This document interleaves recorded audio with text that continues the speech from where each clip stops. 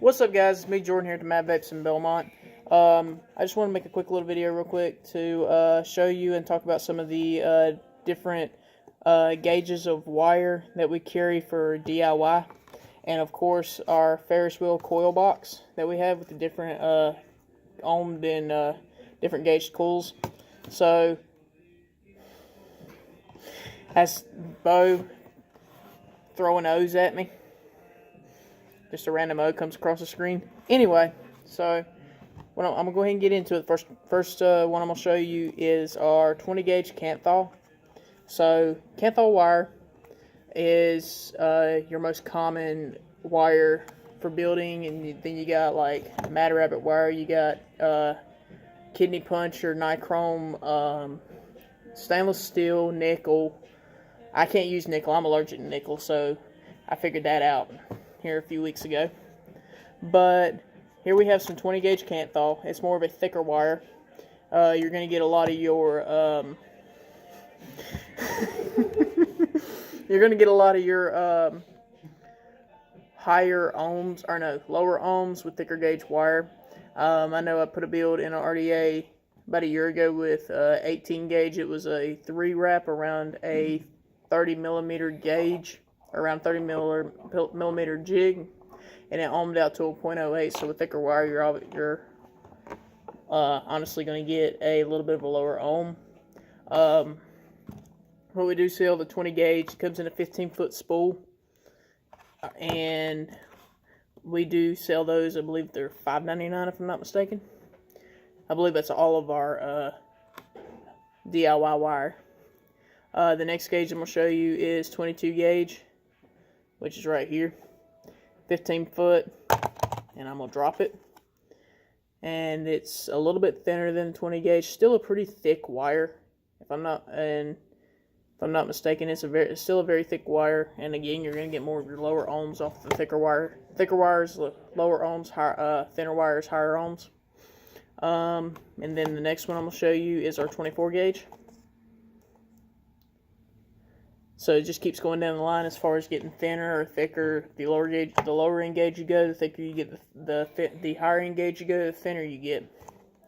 And then last but not least, as far as spools of wire go, this is our 26 gauge and 32 gauge Clapton wire. And what Clapton wire is, it's a core of wire with a smaller gauge wrapped around it, twisted around it, and that's what a Clapton wire is. Clapton wire is really good for flavor and mid-range ohm builds. And then here again, last but not least, sorry about that, but last but not least, we have the Ferris wheel UD coil box, and it has Kanthal A1 24 gauge. It has Kanthal A1 26 and 32, which is the same kind of wire this is. It's just pre-built coils. We have some Claptons in there. We have some Alien Claptons, twisted, and Tiger wire in there. So there's a wide range and a variety of different coils for you to choose from in these coil boxes. If you don't want to go through the trouble of actually hand wrapping your own coils, we sell pre-built kits. So all you would need is cotton and an RDA. And I'm going to show you a really cool RDA that's easy to build on. Has an easy access deck to it. And that is the Drop Dead by Hellvape. So if you look down in there, it has a really nice build deck, easy to build on. Your silver post is your negative. Your brass post is your positive. So the way your coils would sit down in there, if I can get it apart. There we go. So the way your coils would sit down in there is you would put one coil like this, and then put the other one over here like this, and then you would push them over toward the middle to where they're sitting in there like this. If you look straight down into the RDA, the coils are sitting in like that. When you wick your coils up, run your cotton through the coil and wick it down into the juice well. That's pretty good, David. But you run your cotton down in that juice well. Once you get all that fixed up, juice it up, prime it, juice it again, prime it, put your RDA back together, and you're good to go. So, like I said, here we got 20 gauge, we got 22 gauge, we got 24 gauge, and we got 26 and 32 gauge Clapton. And then we've also got our UD Ferris wheel pre-built coil box.